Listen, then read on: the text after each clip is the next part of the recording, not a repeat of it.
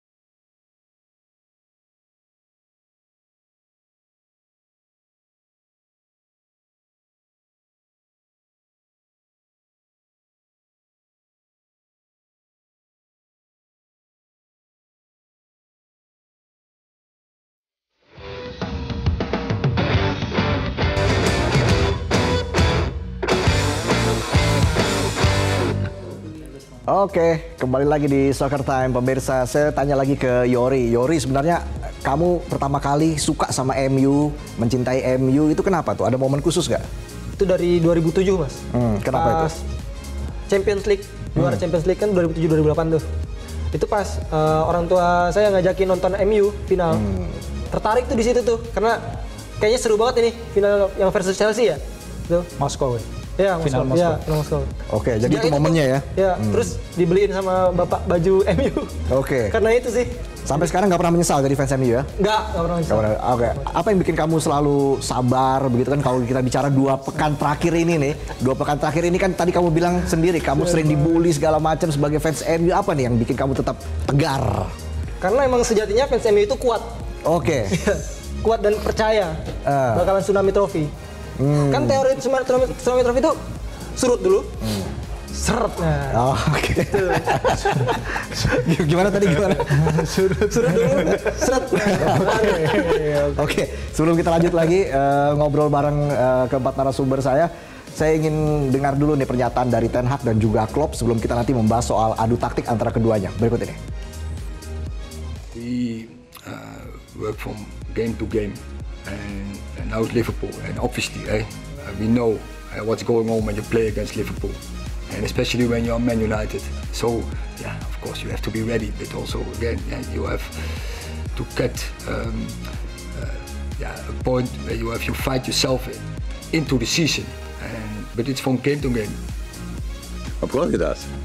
I would prefer to play them after they won 5-0, definitely. That's how it is, but it's not dreamland, so we have to take it like it is. And we drew 2 games, so is it better to play us in a situation like this, or is it worse? I don't know. It's just the situation. Oke, Yory, kalau menurut kamu siapa sih pemain terburuk MU 2 minggu terakhir ini? Kayaknya banyak sih, Mas. Tapi yang terburuk dari versi saya itu Tomine. Passingnya jelek, terus kayak cuman kasar doang gitu. Jadi menurut kamu dia biang keroknya nih ya? Ya kalau biang kerok ya bisa jadi, tapi hampir semua sih, Mas. Oke. Hampir semua. Oke, hampir semua ya? Hampir semua. Waduh, berarti butuh perombakan besar nih. Kang Jalu, menghadapi MU, Kang Jalu sebenarnya Klopp ini bagaimana taktiknya kira-kira perkiraan dari Kang Jalu? Iya, kalau berbicara ketika duel melawan Ten Hag di Ajax ya tahun 2020 di Liga Champions, saya rasa Klopp sebenarnya tidak terlalu masalah ya dengan gaya bermain dia. Cuman kan yang jadi permasalahan bagi Liverpool saat ini adalah bagaimana supaya mereka tidak kemasukan terlebih dahulu. Bayangkan saya dari 9 laga terakhir, mereka selalu berada dalam keadaan tertinggal 8 kali. Hanya 1 ketika final Piala FA, mereka tidak tertinggal gol dari lawan. Sementara dalam 2 pertandingan awal musim ini dari Fulham, dari Crystal Palace, mereka selalu tertinggal terlebih dahulu. Nah, ini yang memang harus diwaspadai oleh Klopp, bagaimana gaya bermain dia supaya lawan tidak bisa melakukan serangan balik sehingga menyebabkan kecolongan. Ini yang menurut saya menjadi masalah utama Liverpool dalam 2 pertandingan pertama musim ini. Oke, jadi takut sekali ya seperti yang Liverpool kebobolan lebih dulu nih ya? Iya, karena ya kalau kita lihat ketika lawan, ini kebetulan lawan yang dihadapi adalah setidaknya 1 level di bawah. Ketika lawan sudah unggul terlebih dahulu melawan tim yang secara level di bawah tentu mereka akan lebih fokus untuk memilih pertahanan. Tapi kalau melawan MU mungkin hasilnya akan berbeda. Tapi tetap saja, bayangpun di sisi lain Manchester United ingin memburu kemenangan, tentu segala cara pasti akan dilakukan oleh Ten Hag dalam menghadapi pertandingan kali ini. Oke, strategi seperti apa yang harus diwaspadai oleh Liverpool dari MU? Bisa jadi MU nanti menjadi kejutan begitu kan, ini menjadi titik balik bagi MU, Bung Bebet. Satu hal yang pasti, bukan Manchester United yang bermain menghadapi Brighton dan Brentford yang akan dilawan Liverpool nanti. Paling tidak dari segi susunan pemain, karena kabarnya kan Harry Maguire nanti mungkin akan dicadangkan. Lisandro Martinez mungkin akan dijadikan gelandang bertahan barangkali oleh Erik ten Hag. Jadi Liverpool udah nggak bisa ngelihat pertandingan melawan Brighton dan Brentford dari MU ini sebagai referensi. Ini tim yang akan kita lawan gitu, tapi ini udah tim yang berbeda. Apalagi kalau misalnya dari segi psikologis, dari segi mentalitas juga sudah bisa dibenahi oleh Ten Hag. Ini yang mungkin memunculkan harapan bahwa barangkali siapa tahu United bisa mengejutkan Liverpool nih. Karena mereka bukan lagi tim yang sama seperti 2 pertandingan pertama.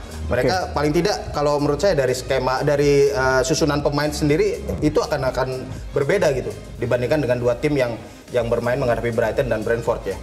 MU bisa jadi kejutan? Sebenarnya secara teori emang pemain-pemain Man United harus ningkatin penampilan mereka lawan Liverpool kan. Itu yang dikatakan mantan back Man United juga, Quinton Fortune, pas mengomentari pertandingan Man United Brentford kemarin. Dia bilang sesi latihan di eranya dia setiap sebelum ketemu Liverpool tuh pasti intensitasnya beda guys dari biasanya. Itu yang seharusnya terjadi. Tapi kalau kita lihat 3 pertandingan Man United Liverpool terakhir, Liverpool nyetak 11 gol lawan Man United, dan yang selalu yang jadi masalah adalah attitude pemainnya, keinginan untuk menangnya itu yang beda, kayak kebanggaan untuk bermain bagi Man United itu yang udah nggak ada. Internal problems di mereka udah terlalu banyak. Ini yang sebenarnya saya takutin juga, dan Ten Hag datang dengan gayanya dia yang palu gada itu, yang langsung gebrak di ruang ganti. Kita nggak tahu efeknya seperti apa tadi. Jadi Anda meragukan Ten Hag bisa memegang ruang ganti MU ya? Dia itu harus nyari pemain-pemain yang bisa dia pegang di ruang ganti. Pertama dia ngasih kesempatan kan ke Harry Maguire. Oke, kamu tetap kapten walaupun kamu main jelek banget musim lalu. Dibayarnya dengan apa? Dengan penampilan yang jelek banget, sama aja nggak berkembang. Ronaldo ada kabar bahwa dia mulai terasing dari grup utama di Man United setelah dia minta pindah. Dia kabarnya suka makan sendirian di kantin. Setiap kali diminta latihan pressing di sesi latihan, dia ngambek-ngambekan. Udah gitu dia katanya saya akan memberikan versi cerita saya, tapi 2 minggu lagi. Ya, aneh kan, maksudnya kayak gitu too much drama gitu loh untuk suatu tim yang seharusnya membayar faith dari para supporternya untuk pertandingan Man United Liverpool ini. Karena kalau kita ketemu orang dari Manchester atau orang dari Liverpool, mereka kan bilang jarak kotanya paling hanya 55 kilo, dekat kok. Tapi jurang di antara 2 kota itu gede banget, Res. Jadi rivalitas itu emang ada, dan seharusnya para pemain paham akan hal ini gitu. Iya. Jadi too much drama nih, Pior, kalau katanya Firzi. Itu benar. Jadi gimana? Menurut kamu apa sebenarnya yang harus diperbaiki lagi dari Ten Hag? Ya mentalitas pemain sih.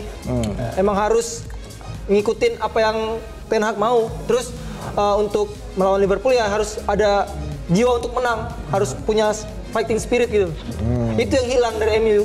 Iya. Jadi itu yang hilang dari MU, dan itu bisa menjadi kelemahan MU ya melawan Liverpool nanti. Sepertinya Liverpool sudah semakin percaya diri walaupun sudah kehilangan satu. Enggak juga sih tadi ya, kembali. Kalau saya orangnya nggak untuk sebuah laga derby apapun itu jangan pernah ada optimisme berlebihan ketika dengan hasil yang sudah dilakukan ya. Karena gini, tadi yang Firzi bilang masalah mentalitas, tadi dikatakan Quinton Fortune benar. Harusnya memang 2 kekalahan telak itu harusnya sudah menjadi tamparan yang sangat pedas buat para pemain Manchester United. Karena itulah menghadapi Liverpool dengan status taga ini, dengan rivalitas yang dibangun dari tahun era revolusi industri, harusnya para pemain Manchester United akan tampil berbeda.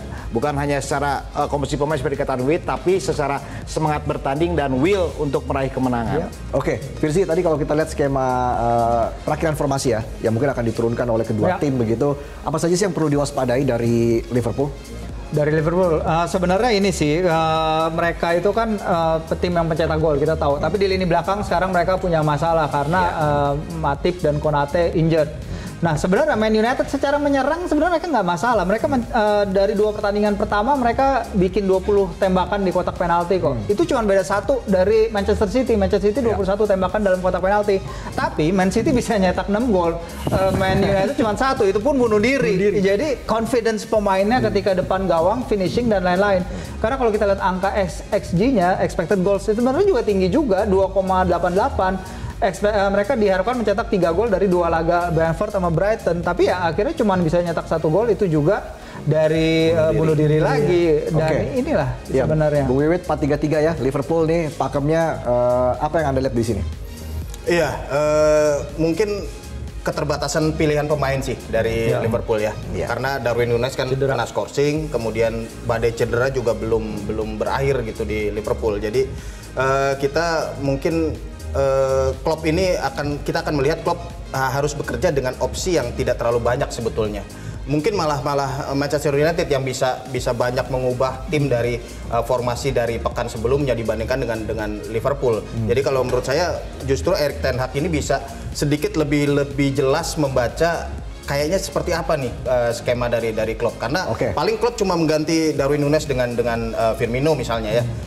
Secara keseluruhan tidak ada banyak yang berubah dari Liverpool. Baik, tentunya nanti kita juga masih bahas nih terkait dengan kedatangan Casemiro ya, yang katanya sudah here we go begitu ya. Jadi apakah ini akan menguntungkan MU, apakah sudah bisa dimainkan oleh MU ketika menghadapi Liverpool hari Selasa nanti? Kita akan bahas saat lagi setelah Headline News.